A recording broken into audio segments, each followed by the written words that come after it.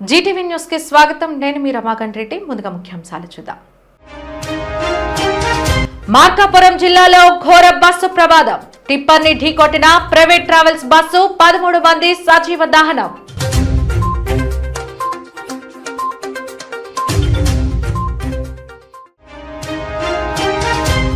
రామతీర్థం గిరి ప్రదక్షిణ నూతన రహదారిని వర్చువల్ గా ప్రారంభించిన డిప్యూటీ సీఎం. శ్రీరామనవమికి ముందే రహదారి అందుబాటులోకి రావడంపై హర్షం వ్యక్తం చేసిన పవన్ కళ్యాణ్.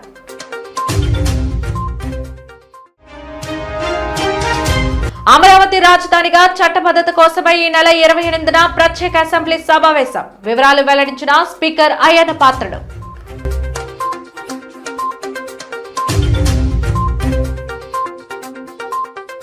మార్కాపురం జిల్లాలో ఈరోజు ఉదయం ఘోర రోడ్డు ప్రమాదం చోటు చేసుకుంది. రాయవరం సమీపంలోని క్వారీల వద్ద ప్రైవేట్ ట్రావెల్స్ బస్సు టిప్పర్ను ఢీకొట్టడంతో భారీ మంటలు చెలరేగాయి.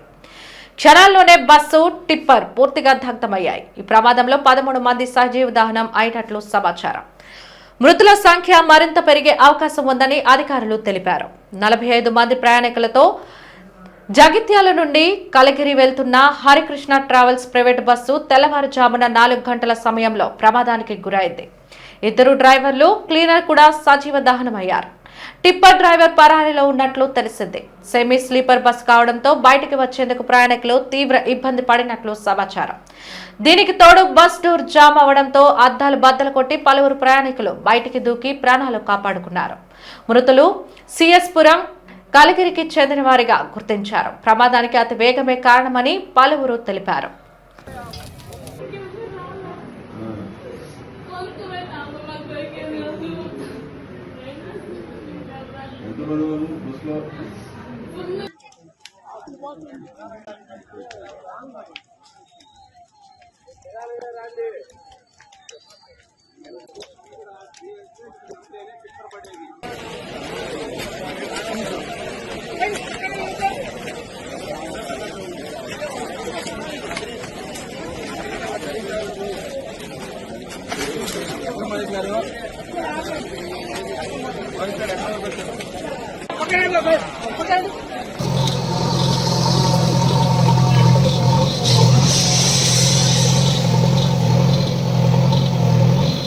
పెందుర్తి నియోజకవర్గం జీవీఎంసీ 94వ వార్డు వేపకుంట ప్రాంతంలో సుమారు 45 సంవత్సరాలుగా అపరిష్కృతంగా ఉన్న 144 ఎకరాల భూ వివాదానికి కూటమి ప్రభుత్వ హయాంలో పరిష్కరించేందుకు స్థానిక ఎమ్మెల్యే పచ్చకర్ల రమేష్ బాబు కంకణం కట్టుకున్నారు. అందులో భాగంగా నేడు వేపకుంట జీవీఎంసీ కళ్యాణ మండపంలో బాధిత రైతులు, ప్రజలతో ఆయన సమావేశం నిర్వహించారు. ఉడా సింహాచలం దేవస్థాన భూ వివాదం నడుమ నలిగిపోతున్న బాధితులకు న్యాయం చేసేందుకు తాను కృషి చేస్తున్నానని పంచకర్ల స్పష్టం చేశారు. మాజీ కార్పొరేటర్ బల్లా శ్రీనివాసరావు ఆధ్వర్యంలో జరిగిన సమావేశంలో బాధితులు తమ అభిప్రాయాలను వెల్లడించారు. తమకు నష్టపరిహారంగా 1 ఎకరాకు 1700 గజాల స్థలాలను కేటాయించాలని, అలాగైతే తమాంతరం వివాదం నుండి తప్పుకునేందుకు అంగీకరిస్తామని ఎమ్మెల్యేకి విన్నవించుకున్నారు. సమీక్షా సమావేశంలో రైతుల అభిప్రాయాలు సేకరించిన ఎమ్మెల్యే దీనిపై ప్రభుత్వానికి నివేదిక సమర్పిస్తానని పేర్కొన్నారు. అలాగే విఎంఆర్టీఏ కమిషనర్ తేజ్ భరత్ తో చర్చించి సమస్యకు శాశ్వత పరిష్కారం కోరుతానని ఆయన తెలిపారు. ఈ భూములపై రైతులకే హక్కులు ఉంటాయని, ఇందులో రైతుల పక్షాన తాను ఉంటానని స్పష్టం చేశారు. దాని మీద ఆధారపడి వ్యవసాయం చేసుకోవటం కానీ, ఇల్లు కట్టుకోవటం కానీ అన్నీ చేసి భూమి మీద ఉన్నారు. వాళ్ళు హక్కుదారులు అన్న డాక్యుమెంట్ కూడా వాళ్ళ చేతుల్లో ఉంది. మరి దాన్ని ఉడాకి గతంలో ఇవ్వటం, ఉడాగా వచ్చి హ్యాండ్ ఓవర్ చేసుకోవాలనుకున్న నేపథ్యంలో మేము అడ్డుకోవటం కూడా జరిగింది. సబ్సిక్వెంట్లీ దేవస్థానం కూడా ఇది మాది అని క్లెయిమ్ చేయటం, ఇవన్నీ అడ్డుకుంటూ మా రైతులు కోర్టుకు వెళ్ళటం, కోర్టులో దీని మీద స్టే కూడా ఉంది. 100% హక్కుదారులు రైతులే, అది మా ప్రగాఢమైన విశ్వాసం, నమ్మకం. మరి ఉడా గవర్నమెంట్ ఉడాకి ఇచ్చింది కాబట్టి ఉడా మాదంటం, దేవస్థానం మాదంటంతో ఈ సమస్య జటిలం అవుతూ ఉంది. ఇప్పుడు వచ్చిన కమిషనర్ గారు తేజ్ భరత్ గారు ఎలా అయినా సరే ఈ సమస్య పరిష్కరిద్దాం, ఎమ్మెల్యే గారు మీరు రైతులతో మాట్లాడి మాతో కూర్చోండి అంటే మా రైతులందరితో మీటింగ్ పెట్టుకోవడం జరిగింది.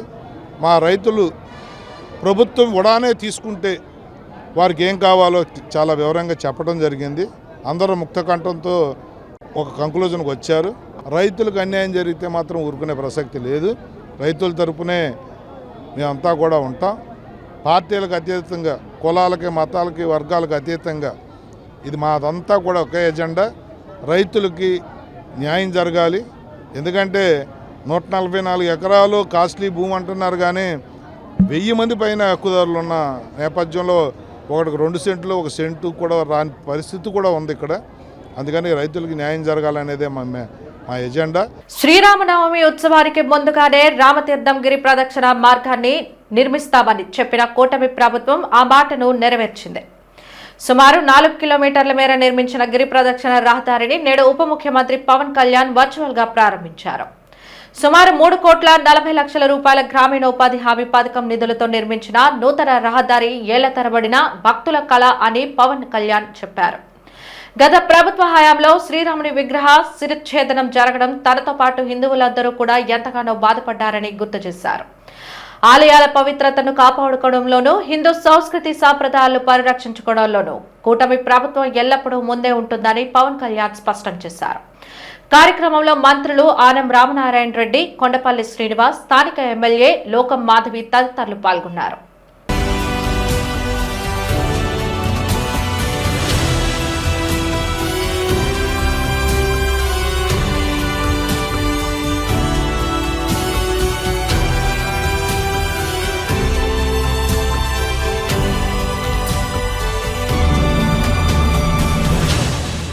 దశాబ్దాలు అడుగుతూ ఉన్నారు. ఈ రోడ్డు ఒక 3.70 కిలోమీటర్ల రోడ్డు, రాళ్ళు రప్పలతోటి, ముళ్ళ తొప్పలతో నిండిపోయిన రోడ్డు చాలా కష్టంగా ఉండేది. ఆ గిరి ప్రదక్షిణకి వచ్చే భక్తులు కష్టమైనా సరే ఆ మార్గంలో నడిచేవాళ్ళు. ఈ విషయాన్ని స్థానిక శాసనసభ్యురాలు శ్రీమతి లోకం మాధవి గారితో పాటు కొంతమంది భక్తులు దృష్టికి తీసుకొస్తే అది మన గౌరవ సీఎం చంద్రబాబు నాయుడు గారు కూటమి ప్రభుత్వం అధికారం చేపట్టిన తర్వాత ఆలయాల పవిత్రని సంరక్షించే చర్యల్లో భాగంగా రామనారాయణ రెడ్డి గారి ఆధ్వర్యంలో చాలా గుళ్ళకి మనం తిరిగి పునర్జీవం ఇవ్వటం జరిగింది. దాంట్లో భాగంగానే ఈరోజు మన రామతీర్థం గుడికి 3.70 కిలోమీటర్ల రోడ్డు 3,40,00,000 ప్రత్యేకించి జాతీయ గ్రామీణ ఉపాధి హామీ పథకం కింద గిరి ప్రదక్షిణ మార్గంలో బీటీ రోడ్డు నిర్మించాం. అధికారుల సహకారం శ్రీరామనవమికి 2 రోజుల ముందే ఈ రోడ్డుని అందుబాటులోకి తీసుకురావడం అధికారులకు మనస్ఫూర్తిగా నా ధన్యవాదాలు తెలియజేస్తాను.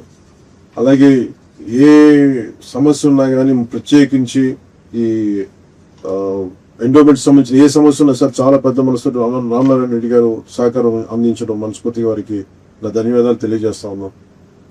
కూటమి ప్రభుత్వం అధికారంలోకి వచ్చిన తర్వాత ఆలయాల పవిత్రతను కాపాడే చర్యల్లో భాగంగా గడిచిన 20 నెలల కాలంలో ఉపాధి హామీ పథకం, పంచాయతీరాజ్ శాసక నిధుల నుంచి దాదాపు 40 కోట్ల రూపాయలు పైగా వెచ్చించి 22 ప్రధాన ఆలయాలకి రోడ్లు వసతి కల్పించాం. శివరాత్రికి ముందే మన మంత్రి గారు కూడా పాల్గొన్నారు, మా రామనారాయణ రెడ్డి గారు కూడా. శ్రీకాళహస్తి గిరిరక్షణ మార్గాన్ని భక్తులకి అందుబాటులోకి తీసుకొచ్చాం. కోటప్పకొండ గిరి ప్రదక్షిణ మార్గంలో రోడ్లు మంజూరు చేశాం. ఈ రోజున రాముల వారి భక్తుల కోసం రామతీర్థం గిరి ప్రదక్షిణ రోడ్డుని అందుబాటులో తీసుకొచ్చాం. రాముల వారికి విగ్రహానికి వారు శిరచ్ఛేదం చేస్తే చాలా మంది భక్తుల్లో నాకు కూడా చాలా బాధ కలిగించే పని అయింది. ఆ రోజున ఆ రోజు జరిగిన దానికి చాలా బాధ కలిగింది. కానీ ఈ రోజున ఈ రూపంలో స్వామికి సేవ చేసుకునే భాగ్యం కలగడం చాలా చాలా అదృష్టంగా భావిస్తున్నాను. గౌరవ ముఖ్యమంత్రి శ్రీ చంద్రబాబు నాయుడు గారికి, కూటమి ప్రభుత్వంలోని నాయకులందరికీ కూడా నా మనస్ఫూర్తిగా కృతజ్ఞతలు తెలియజేస్తాను. మన సాంప్రదాయాలను గౌరవించే కూటమి ప్రభుత్వం, మన సంస్కృతిని పరిరక్షించే కూటమి ప్రభుత్వం, ఆలయాల పవిత్రతను కాపాడే కూటమి ప్రభుత్వం మనస్ఫూర్తిగా భక్తుల మనోభావాన్ని కూడా అర్థం చేసుకుంటుంది, గౌరవిస్తుంది.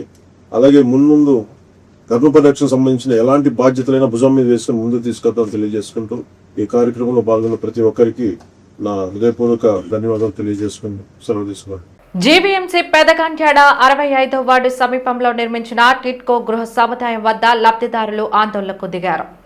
ఉగాది నాటికి గృహ ప్రవేశాలు అంటూ ప్రభుత్వం చేసిన ప్రకటన ఆచరణ రూపం దాల్చకపోవడంతో స్వతహాగా గృహ ప్రవేశాలకు సిద్ధమయ్యారు. ఈ క్రమంలో పోలీసులు రంగప్రవేశం చేసి వారిని అడ్డుకున్నారు. దీంతో లబ్ధిదారులు ఆందోళన చేపట్టారు. లంబోదర శ్రీశక్తి సంఘం ఆధ్వర్యంలో జరిగిన నిరసన కార్యక్రమంలో సిపిఐ కార్యదర్శి కసిరెడ్డి సత్యనారాయణ పాల్గొని మాట్లాడారు. 10 ఏళ్లుగా సొంత ఇల్లు కోసం లబ్ధిదారులు ఎదురు చూస్తున్నారని, ప్రభుత్వం ఇదిగో చేస్తున్నామంటూ కాలయాపన చేస్తుండే అని ఆరోపించారు. బ్యాంకు నుంచి రుణం పొందిన లబ్ధిదారులు వడ్డీ రూపంలో ఒక్కొక్కరు ₹1,00,000 చెల్లించారని గుర్తు చేశారు. అసెంబ్లీ సాక్షిగా సీఎం చంద్రబాబు ప్రకటన చేసినా దానిని అమలు చేయడంలో అధికారులు నిర్లక్ష్యం చూపుతున్నారని మండిపడ్డారు. దసరా, దీపావళి, సంక్రాంతి, కొత్త సంవత్సరం, ఉగాది ఇలా పండుగల పేర్లు చెప్పి ప్రకటనలు చేయడమే కనిపిస్తుందని ఆరోపించారు. ప్రభుత్వం వ్రాతపూర్వక హామీ ఇవ్వాలని, లేని ఎడల తామే గృహప్రవేశాలు చేసుకుంటామని తేల్చి చెప్పారు.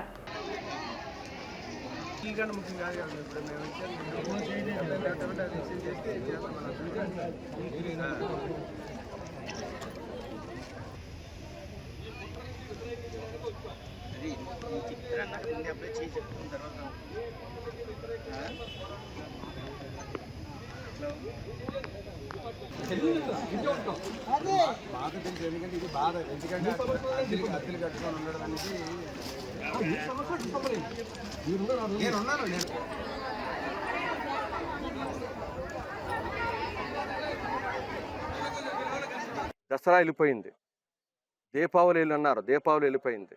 డిసెంబర్లో ఇస్తానని ఇక్కడే చైర్మన్ గారు చెప్పారు, మీ అందరి సమక్షంలో చెప్పారు. పత్రిక విలేకరులు, పోలీసులు, అధికారులు అందరూ ఉంటుండగానే చైర్మన్ గారు కొరకు వచ్చి చెప్పారు. డిసెంబర్ లేదు. సంక్రాంతి సంబరాలు ఇక్కడ చేసుకోమన్నారు, సంక్రాంతి లేదు, సంబరాలు పోయాయి. తర్వాత ఉగాది అని మేము చెప్పలేదు. అసెంబ్లీలోనూ చంద్రబాబు నాయుడు గారు, ముఖ్యమంత్రి గారు, మన రాష్ట్ర ముఖ్యమంత్రి గారు ప్రకటన చేశారు. ఆ ప్రకటన నమ్మాం అందరం. పోనీ ఇప్పటికైనా మా ఇల్లు మాకు వస్తాయని. ఉగాదికి ఇవ్వలేదు. అందువల్ల మేము చెప్పింది ఏంటంటే ప్రభుత్వానికి, ఇప్పటికైనా మా ఇల్లు మేము శోధన చేసుకోవడానికి వచ్చాం. వాళ్ళు ఇంకొకటి పని చాలా లేట్ చేస్తున్నారు కావాలని దీన్ని కాలయాపన చేయటానికి. ఈ కాలయాపనలు చల్లవని చెప్పాం. రెండోది పెద్ద విచిత్రకరమైన విషయం ఏంటంటే అధికారుల మధ్య అధికారులకి సమన్వయం లేదు. ఈ మధ్య బర్మా కాలనీ ఇల్లు ఇచ్చారు. బర్మా కాలనీ ఇచ్చిన ఇల్లుకి 3 నెలలు పెట్టింది ఓపెన్ చేయడానికి. పనులన్నీ అయిపోయి టాటా వాళ్ళు గోల, సెక్యూరిటీ పెట్టలేకపోతున్నాం, దొంగతనాలు జరుగుతున్నాయండి, మేము సెక్యూరిటీ పెట్టలేకపోతున్నాం, వీళ్ళు ఓపెన్ చేయట్లేదు అనేది.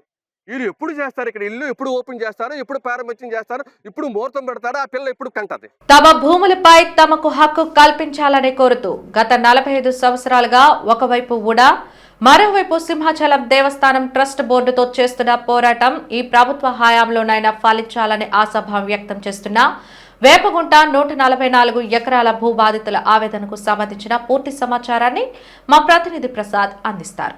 పెందుర్తి నియోజకవర్గంలో దీర్ఘకాలికంగా అపరిష్కృతంగా ఉన్నటువంటి ప్రధానమైనటువంటి సమస్య పంచగ్రామాల భూ సమస్య. అయితే పంచగ్రామాల భూ సమస్య అంతా ఒకెత్తైతే ఇటు వేపగుంట ప్రాంతంలో సుమారు 43 సంవత్సరాల నుంచి కూడా 144 ఎకరాల కోసం పోరాడుతున్నటువంటి రైతులు ఇప్పటికీ కూడా ఆ సమస్య పరిష్కారం కాకపోవడంతో విధంగా తీవ్ర ఆవేదన, ఆగ్రహం కూడా వ్యక్తం చేస్తున్నారు. గతంలో కూడా అరెస్టులు కూడా అవ్వడం జరిగింది. ఈ నేపథ్యంలో అయితే కనుక స్థానిక ఎమ్మెల్యే పంచకల రమేష్ బాబు ఎప్పటికప్పుడు వీరితో సమీక్షా సమావేశాలు నిర్వహిస్తూ అయితే కనుక కొలికి తీసుకురావడానికి అయితే కనుక తన ప్రయత్నం చేస్తున్నారు. అందులో భాగంగా ఈరోజు వేపగుంట కోడల్లో జీవీఎంసీ కళ్యాణ మండపంలో అయితే కనుక ఒక సమావేశం ఏర్పాటు చేశారు. దానికి సంబంధించి సమావేశంలో కూడా రైతులు ఎవరైతే బాధితులు ఉన్నారో బాధితులు కూడా తమకు కావాల్సినటువంటి డిమాండ్లు, అదేవిధంగా ఏ విధంగా అయితే చేస్తే కనుక ప్రభుత్వంతో తాము సానుకూలంగా స్పందించి తమ భూములను తిరిగి వెనక్కిస్తామని చెప్పి ఒక అజెండా ప్రిపేర్ చేసుకున్నారు. అయితే ఆ అజెండా గురించి మనతో మాట్లాడడానికి బాధితులు ఉన్నారు. సార్, గత 43 సంవత్సరాలుగా 45 సంవత్సరాలుగా పోరాటం చేస్తున్నటువంటి మీ సమస్య ఇప్పటికైనా పరిష్కారం అయ్యే అవకాశం ఉందని మీకు అనిపిస్తుందా? మాకు నేటికి 45 సంవత్సరాల నుంచి వాళ్ళతో పోరాటం చేస్తూనే ఉన్నాం. 88లో ఫుల్ ప్రొడక్షన్తో వచ్చడం కూడా జరిగింది. ఆవాలు కూడా వాళ్ళు ఇలాగే గన్మెన్లాగా ఉంటే మేము సిద్ధంగా ఉన్నామని చెప్పాము. 2 మీద ఎక్కి తీసుకెళ్ళి రోడ్డుకి తీసుకొచ్చి దింపడం జరిగింది. ఆ తర్వాత తప్పదప్పాలుగా రావడం జరిగింది తప్ప ఇప్పుడు కూడా ఈ సమస్యను పరిష్కారం చెయ్యాలి అనుకుంటే గవర్నమెంట్ పూర్తి తుది నిర్ణయం తీసుకొని ఈ వేపగుంట ప్రజలందరూ కూడా అన్యాయం అయిపోకుండా న్యాయం జరగాలి అనుకుంటే ఆ రోజుల్లో ఉన్నటువంటి ముగ్గురు అన్నదమ్ములకి 2 పిల్లలు ఉండేవారు. ఆ ఇద్దరికి వాళ్ళు 4 పిల్లలు, ఆ 4 పిల్లలు. ఆ రోజు నుంచి ఈ రోజు వరకు 144 ఎకరాల 75 సెంట్లు కూడా ఏదైతే పాత గ్రామం ఉన్నదో ఆ ఊర్లోనే అక్కడే ఇల్లు కట్టుకునేటువంటి 96 గజాల్లో ఇల్లు కట్టుకున్న ముగ్గురు అన్నదమ్ములు కూడా పెళ్ళిళ్ళు అయిపోయి అక్కడే కాపురం చేసుకొని అక్కడే ఉంటున్నారు. అప్పటి నుంచి ఇప్పటి వరకు కూడా ఒక పక్క వడా ఓడి పీకేస్తున్నాడు, ఒక పక్క దేవస్థానం ఒకటి పీకేస్తున్నాడు. వీడు ఎక్కడైనా కట్టుకోవాలనుకుంటే కట్టుకోవడానికి మార్గం ఇవ్వట్లేదు. అయినప్పటికీ కూడా ఆ కొంపలోనే ఆ గుడిసెలోనే ఆ ఫ్యామిలీ అంతా కూడా అలాగే పడుకొని జీవిస్తున్నారు. ఎన్నో ప్రభుత్వాలు మారాయి, ఎంతోమంది ఎమ్మెల్యేలు వచ్చారు. అంతమంది వచ్చినా దేవస్థానం క్లియర్ చేస్తాం, వడా క్లియర్ చేస్తాం అని చెప్పుకొచ్చారు తప్ప 81 నుంచి ఈ రోజు వరకు కూడా రోసయ్య గారు సీఎంగా ఉన్నప్పుడు డైరెక్టర్గా పాసిల్ ప్రసాద్, గంటల పెంటారావు, రాపర్తి కన్నా మేమందరం కూడా ఆ రోజు విపరీతమైన ఉద్యమంలో మేము వెళ్ళి ఆయన కూడా కలవడం జరిగింది. దేవస్థానం ఏమో ఆక్షన్ వేస్తానంటుంది, ఆక్షన్ వేసుకుంటుంది, ఎవడో పాడుకుంటాడు. మీరే కావాలంటే మీరే పాడుకోండి, అది ఏమైనా న్యాయం ఉంది? మనం పాడుకోవడం ఏంటి? అది తప్పు, అది కాదని చెప్పాం. ఆ రోజుకు ఉన్నటువంటి ఎండోమెంట్ మినిస్టర్ గారు చెప్పారు. ఆయన చెప్పిన తర్వాత మేము దానికి హచ్చుకోలేదు. మేము 4-5 ఉన్నాం కాబట్టి అందరూ ఉండేదానికి ఆలోచన చేసుకుంటామని చెప్పడం జరిగింది. అయిపోయింది. రైతుల పక్షాన నేను నిల్చుంటాను, రైతులకు న్యాయం జరిగినంత వరకు కూడా నేను నిద్రపోనని చెప్పి ఎమ్మెల్యే పంచకర్ల రమేష్ బాబు చెప్తున్నాడు. నమ్ముతున్నారా? ఇప్పుడు పంచకర్ల రమేష్ గారు చెప్తున్నారు. ఆయన ఇప్పుడు ఇవాళ ప్రజెంట్ ఎమ్మెల్యే గారు ఇప్పుడు ప్రజల తరపున మాట్లాడమని మనం చెప్పాం. నేను నిద్రపోను, అది చేసి ఉంటే మేము సంతోషిస్తాం. అయితే ఇప్పుడు ప్రజల పక్షాన్ని పోరాటం చేయాలి. అయితే కనుక నేను మధ్యవర్తిత్వం చేస్తాను, కేవలం మీరు చెప్పినటువంటి సమాచారం కేవలం అక్కడ తీసుకెళ్ళి చేరవేస్తానే తప్ప నేనైతే కనుక ఆ మాట కూడా ఇప్పుడు మీటింగ్లో చెప్పాను. చేరవేయడానికి ప్రజల తరపున పనిచేస్తానన్నా వేరే కూడా సంతోషం. కానీ నేను ప్రజల తరపున పనిచేసి నేను మీరు చెప్పండి అంటే మన మాట ఎవడంటాడు? ఇప్పుడు నువ్వు ప్రజాప్రతినిధిగా ఎమ్మెల్యేగా వెళ్ళావు, నువ్వు మాట్లాడడానికి నీకు రైట్ ఉంటుంది. ఇప్పుడు నేను వెళ్ళి మాట్లాడుతాను, నాతో మాట్లాడమని అంటే ఎవడో వైస్ ఛాన్సలర్నో లేకపోతే ఆర్ఐనో డిఏనో బియ్యనో ఎవడో మాట్లాడు కదా, నువ్వు ఎవడో ఫోరం తోచేస్తే నీకు ఆ అధికారం ఉంది కాబట్టి నేను ప్రజాప్రతినిధిగా ఎన్నుకున్నారు కాబట్టి నేను ఎమ్మెల్యేని అని చెప్పి పోరాటం చేసి న్యాయం చేయండి, అందరూ సంతోషిస్తారు. నీ ఫోటోని తీసుకెళ్ళి ప్రతి ఒక్కటి ఇంట్లో పెట్టుకొని రోజు నేను పూజిస్తాను. ఇవాళ పంట పండిస్తున్నారంటే రైతు వల్ల పంట పండించడం వల్ల తింటున్నాం. ఇంత భూమి ఉన్నదని గవర్నమెంట్కి ఎప్పుడూ తెలుసు. మరి ఈరోజు ఏమో రైతులు ఏమైనా ఆక్యుపై చేసుకోలేదు కదా. తరతరాల నుంచి కూడా ఇది రైతుల పరంగా ఉన్నది, ఇది ప్రైవేట్ పరంగా లేదు ఆక్యుపై చేసుకున్నది. కాబట్టి ఇప్పటికి అందరూ ముసిలైపోతున్నారు. కనీసం గవర్నమెంట్ నుంచి రూపాయి పాప వస్తుందని ఆలోచనతో ఉన్నారు. రైతు ఉన్నవాడు ఏ గవర్నమెంట్ అయినా ప్రజల సమస్యలు పరిష్కరిస్తేనే ప్రభుత్వాలు ముందుకెళ్తాయి. కాబట్టి చంద్రబాబు నాయుడు గారి దృష్టిలోకి ఎమ్మెల్యే గారు తీసుకెళ్తున్నారు. కానీ కంపల్సరీగా ఇది సాల్వ్ చేయాలి. ఇది 50-60 సంవత్సరాలు జరుగుతున్న పరిణామం కాబట్టి ఎప్పటికైనా దాని ముగింపు జరిగి రైతులు అన్న వాళ్ళకి న్యాయం జరిగితే ఏ ప్రభుత్వాలు ముందుకు వెళ్తాయని నేను మనస్ఫూర్తిగా కోరుతున్నాను. వచ్చిన ఎమ్మెల్యే అందరూ కూడా ఇలాగే నిరాహార దీక్షలు చేసి అవి చేయడం అన్నీ జరుగుతున్నాయి. అలాగే రమేష్ బాబు గారు గత 5 సంవత్సరాల్లో కూడా మా ముందుకు వచ్చి స్పందించి ఈ యొక్క కార్యక్రమాన్ని బాగానే చేశారు. అయిపోయిన తర్వాత ఇప్పటికీ కూడా మళ్ళీ వచ్చారు కాబట్టి ఈ 5 సంవత్సరాల్లో ఒక పవన్ కళ్యాణ్ దృష్టి తీసుకెళ్ళి ఈ సన్నకారు రైతులందరికీ న్యాయం చేస్తారని మేము ఆశిస్తున్నాం. పంచగ్రామాల భూ సమస్యకు సంబంధించి ఇప్పటికే ప్రభుత్వం ఒక ఒప్పందం చేసుకుంటుంది. భూమి ఎంతైతే ఉందో దానికి ఆల్టర్నేట్ భూమి కూడా మేము ఇస్తామని చెప్తుంది. ఆ నేపథ్యంలో చూసినా సరే మళ్ళీ మీ భూమి మీరే తీసుకుని మళ్ళీ చేయాల్సి. రైతులందరూ ఏంటంటే ఎకరానికి వాళ్ళు ఏమో 1000 గజాలు ఇస్తానంటున్నారు. ఇవన్నీ పోగా ఇప్పుడు ఎక్కడెక్కడో ఉన్నాయి. చేపలపాడు దగ్గర జరిగింది. గవర్నమెంట్ ఎవరో కూడా గవర్నమెంట్ కదా. చేపలపాడు దగ్గర సన్నకారు రైతులందరూ బీచ్ ఒడికి వెళ్ళిపోయి పిల్లగుడ్డు గోదా అందరూ బీచ్లో పడిపోతానంటే హెలికాప్టర్ మీద వచ్చి చంద్రబాబు నాయుడు సెటిల్ చేశాడు కూడా. అలాగే వేపకొండ గ్రామానికి ఎందుకు చేయట్లేదు? 45 సంవత్సరాల నుంచి ఇబ్బందులు పడుతున్నారు. ఇప్పుడు 1500 గజాలు అడిగారు, 1500 గజాలు ఇవ్వచ్చు. ఇంకా ఎక్కడెక్కడ గ్రామాల్లోనూ ఇలా ప్రైవేట్ వాళ్ళంతా తీసుకుని ఎక్కువే ఇచ్చారు. సన్నకారు రైతులు మాత్రం అంతే అడుగుతున్నారు. సెంటు భూమిలో సెంటులు ఏం చేసుకుని ఎంత వస్తుంది? అలాగే ఏదైనా 1500 గజాలు ఇప్పిస్తే రైతులందరూ న్యాయం జరుగుతుందని ఆశిస్తున్నాం. ఎన్ని సంవత్సరాల నుంచి ఇప్పుడు వరకు వెయిట్ చేసాం. ఇప్పుడు ఇంకా అన్యాయం చేయాలనుకుంటే మటుకు మాకు బాధ అనిపిస్తుంది కదా. ఇప్పుడు వచ్చిన దాన్ని ఏంటంటే ఇంట్లో కుటుంబం ఉంది, ఒకడికి వచ్చిన వాట మరొకరికి పంచుకోవడానికి కూడా లేకుంటే ఇప్పుడు వీళ్ళు చెప్పింది అయితే మటుకు 2-3 సెంట్లు 4 సెంట్లు 5 సెంట్లు ఉన్న వాళ్ళ పరిస్థితి ఏంటి మీరు ఆలోచించండి. ఒక ఇల్లు కట్టుకోవడానికైనా సరే ఆ భూమి మీద వచ్చిన డబ్బు అక్కడ ఇల్లు కట్టుకోవడానికి ప్లేస్ అయినా సరే ఉండాలి కదా సార్. అది కూడా లేదు. నెక్స్ట్ మేము ఇప్పుడు పాకలు అవి చెప్పాం కదా, అప్పుడు వారసత్వంగా అప్పుడు నాన్నలు ఆవులు గేదెలు అట్లా కట్టుకుని పాకల్లో ఉన్నాం. అవి పడిపోతున్నాయి. ఏ టైం అప్పుడు పడిపోతే రాత్రులు అయితే నిద్ర లేకుండా కూడా మేము చూసుకునే పరిస్థితిలో ఉన్నాం. అవి కట్టుకోవడానికి కూడా పర్మిషన్ ఇవ్వట్లేదు. ఎక్కడా లేని అన్యాయం ఈ వేపకొండ భూముల మీదే జరుగుతుందని మటుకు నేను చెప్పగలను సార్. జరగాలి. జరుగుతుంది అనుకుంటున్నాం. ఎందుకంటే రమేష్ బాబు అని వచ్చారు కదా, అతని మీద అయితే మాకు నమ్మకం ఉంది. ఈసారి మట్టుకు ఏదో ఒకటి తేలిపోద్ది, మా పిల్లల జీవితాలు అయ్యి మా జీవితాలు బాగుపడతాయని మాత్రం మేము ఆలోచించుకుంటున్నాం సార్. ఇందులో ఎవరిని కూడా ఉద్దేశించి ఎవరి మీద తప్పుగా మట్టుకు నేను మాట్లాడలేదు. మాలో ఉన్న బాధని మేము చెప్పుకుంటున్నాం అంతే. వేపకుంట ఉడా భూ సమస్య అనేది 1982లో ఎక్వేషన్ జరిగిందండి. ఈ నేటికి 44 సంవత్సరాలు పూర్తయిపోయింది. ప్రభుత్వాలు మారుతున్నాయి, అధికారులు మారుతున్నారు, ఎమ్మెల్యేలు మారుతున్నారు. నేటికి కూడా సరైన పరిష్కార మార్గం చూడలేదు ఈ రోజు వరకు. అయితే గౌరవ పెందుర్తి శాసనసభ్యులు 2009లో ఎమ్మెల్యే గారు అయినప్పుడు 2012లో మాకు కొన్న ఉడవలు కూడా ఆ రోజు కూడా దౌర్జన్యంగా భూమిలోకి ప్రవేశిస్తే ఆయన వెంటనే చొరవ తీసుకొని కోన శశిధర్ ఉడా చైర్మన్గా ఉన్నారు. ఆ రోజు ఆయనకి వెంటనే ఫోన్ చేసి నేను వచ్చి ధర్నా చేస్తానని ఆయన వెనక్కి వెళ్ళిపోవడం జరిగింది. ఆ రోజు నుంచి ఈ రోజు వరకు కూడా ఉడవలు ఈ రోజు వరకు రాలేదు. రైతులకి న్యాయం చేయాలని కోరుతున్నామండి. ప్రభుత్వం అనగానే ప్రజల కోసం పనిచేసే వ్యవస్థ. ఆ వ్యవస్థ దీర్ఘ ఆలోచనతో చేసుకొని మంచి సహృదయంతో రైతులకి మంచి ప్యాకేజ్ ఇచ్చి, రైతులు ఎవరు కూడా మేము భూమి ఇవ్వము అనట్లేదు. 43 ఏళ్ల క్రితం ఎక్వేషన్ జరిగినా రైతులు ఇవ్వడానికి సంసిద్ధంగానే ఉన్నాం. కానీ ప్రభుత్వం ఏదో 150 గజాలు 450 గజాలు అంటే అది జరిగే పని కాదు. ఇది చాలా విలువైన భూమి. విశాఖపట్నం నగరం మధ్యలో ఉన్న భూమి అండి. ఇది 144 ఎకరాల్లో సుమారుగా 120 ఎకరాల దాకా భూమి ఉంది. మిగతాది రోడ్ల కింద ఈ కొన్ని డెవలప్మెంట్ వర్క్స్ కింద పోయినా సుమారుగా 120 ఎకరాలు ఉంటుంది. 120 ఎకరాలు డెవలప్ చేస్తే గవర్నమెంట్కి ఆదాయమూ వస్తుంది. దాంతోపాటు గవర్నమెంట్ ఆదాయంతో పాటు రైతులు కూడా దృష్టిలో పెట్టుకొని రైతులు కూడా సరైన ప్యాకేజ్ ఇస్తే మేమైతే 1500 గజాలు ఇవ్వమని అడుగుతున్నామండి. దేవస్థానం లేకుండా, దేవస్థానం ఎలాగైనా దేవస్థానమైనా ఎండోమెంట్ అయినా ఉడా అయినా అన్నీ గవర్నమెంటే, ఏదైనా ఒకటే.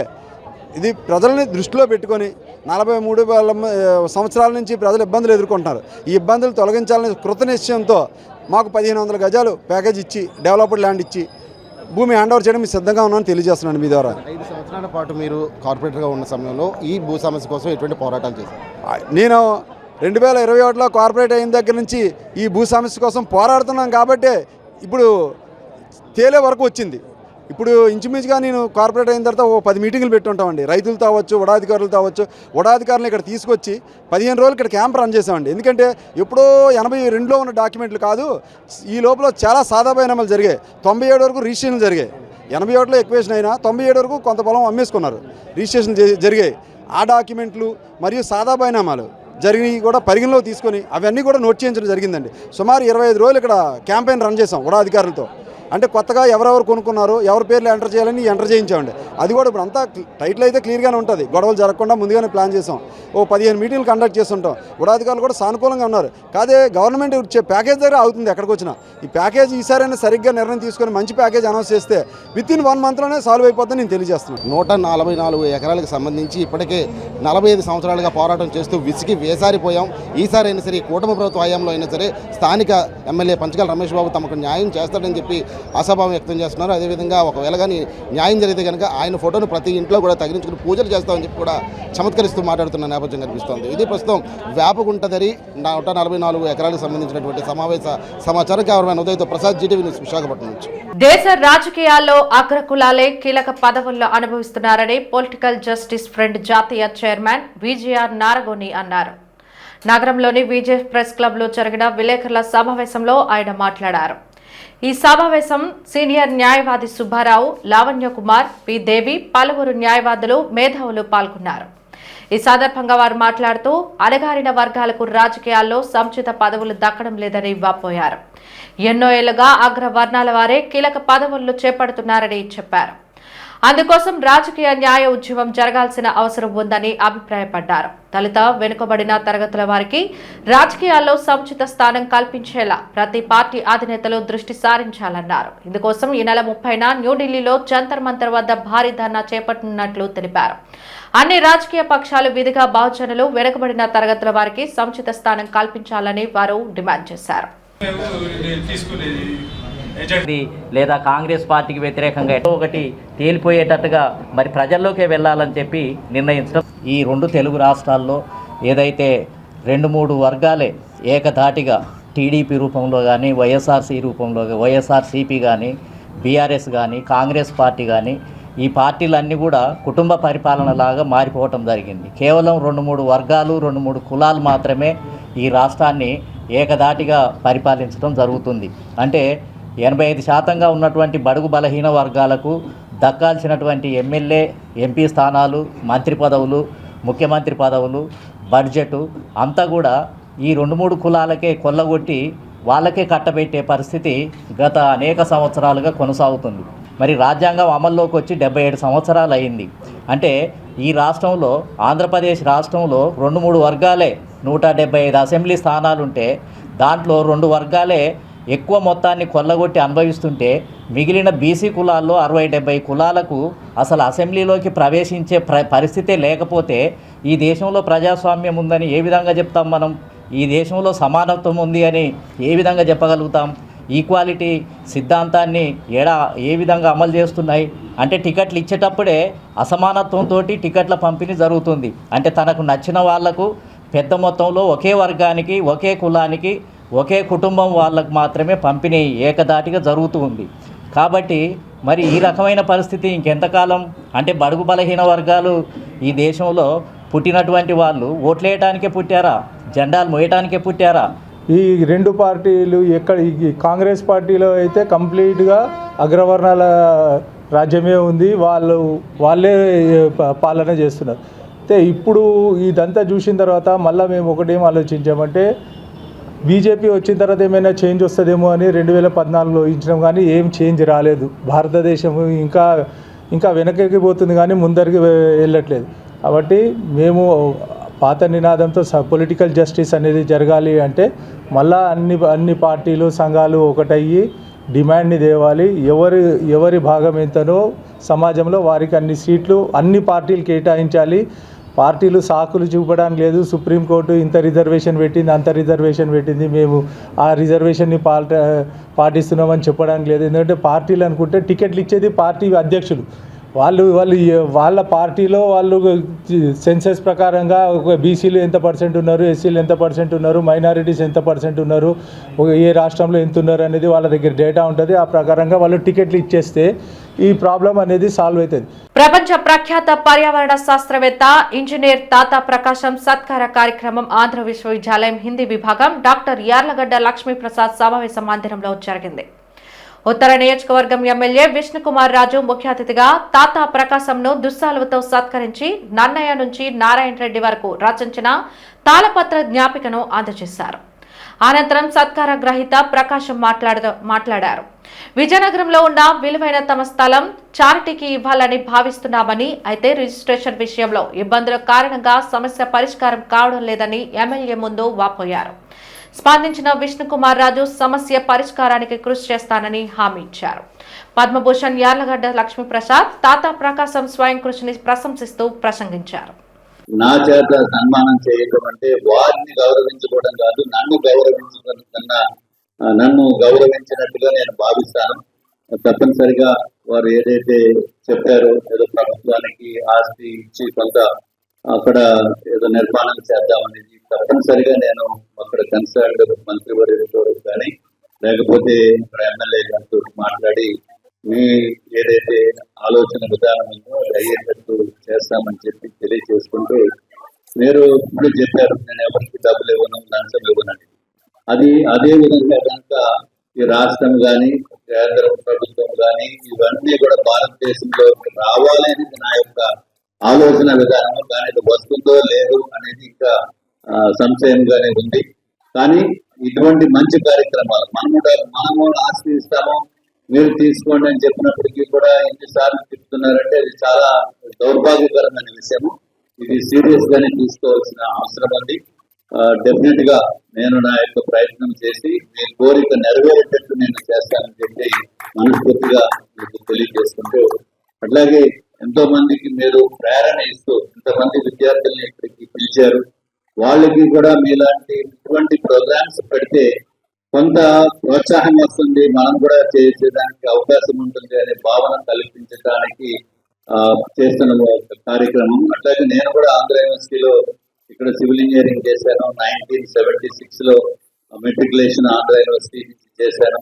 అప్పుడు నాకు మ్యాథ్స్ లో 100% వచ్చింది, 100% మ్యాథ్స్. కానీ నాకు గైడెన్స్ లేకుండా ఉన్న వల్ల నేను ప్రొఫెసర్ వృత్తిలోకి వెళ్ళలేదు. అట్లాగే ఇంజనీరింగ్ కూడా నేను ఆంధ్ర యూనివర్సిటీ చేశాను. ముందు బీఫార్మసీ అక్కడ చేసి ఒక 2 months తర్వాత సీట్స్ ఓపెన్ అయిన తర్వాత ఇంజనీరింగ్, ఇప్పుడు ఆంధ్ర యూనివర్సిటీలో సివిల్ ఇంజనీరింగ్ 1978 నుంచి 1983 వరకు నేను ఇప్పుడు ఆంధ్ర యూనివర్సిటీలో సివిల్ ఇంజనీరింగ్ డిస్టింక్షన్ లో చేసి నేను సివిల్ ఇంజనీరింగ్ కంప్లీట్ చేశాను. సో ఆంధ్ర యూనివర్సిటీ అంటే ప్రత్యేకమైన అభిమానము, ప్రేమ. నాకు చదువు, విద్యా ప్రసాద్ గారు ఎప్పుడైతే పిలిచారో తప్పనిసరిగా వస్తామని చెప్పడం జరిగింది.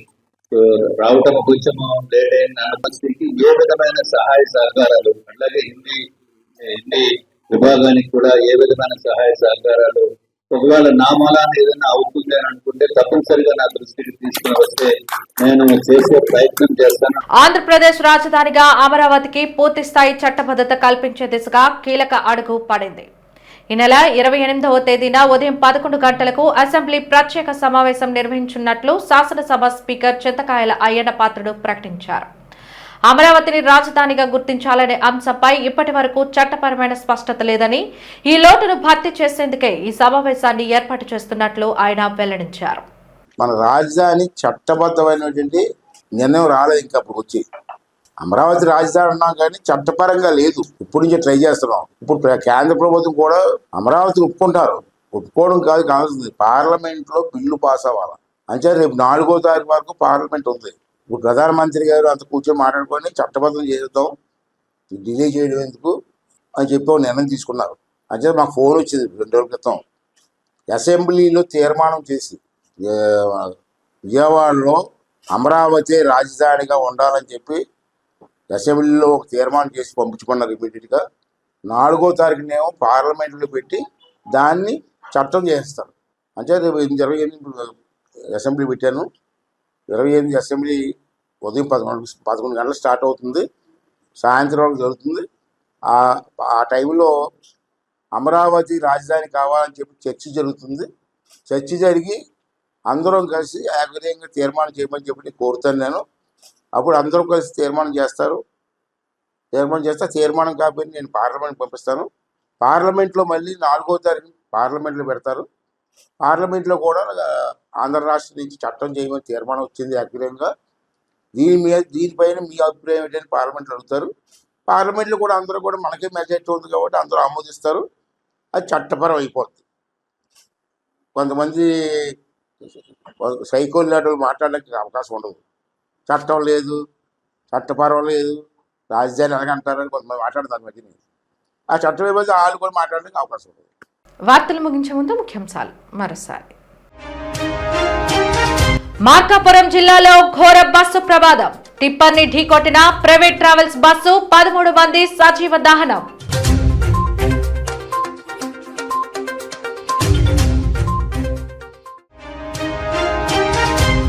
రామతీర్థం గిరి ప్రదక్షిణ నూతన రహదారిని వర్చువల్ గా ప్రారంభించిన డిప్యూటీ సీఎం. శ్రీరామనవమికి ముందే రహదారి అందుబాటులోకి రావడంపై హర్షం వ్యక్తం చేసిన పవన్ కళ్యాణ్.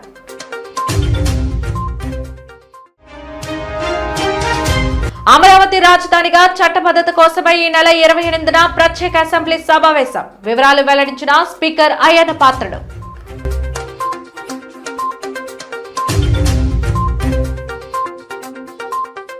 జీటీవీ న్యూస్ ఇంతటితో సమాప్తం. నమస్కారం.